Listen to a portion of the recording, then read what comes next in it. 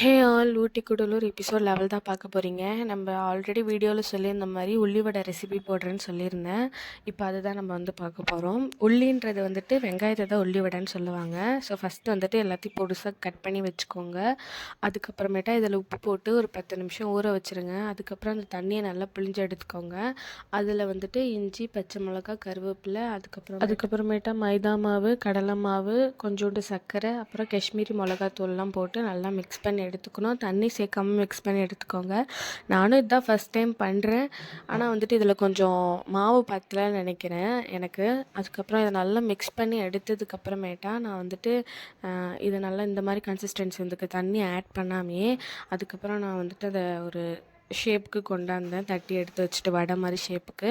அதுக்கப்புறம் அதை எடுத்து எண்ணெயில் போட்டு பொரிச்சு எடுக்க வேண்டியது தான்.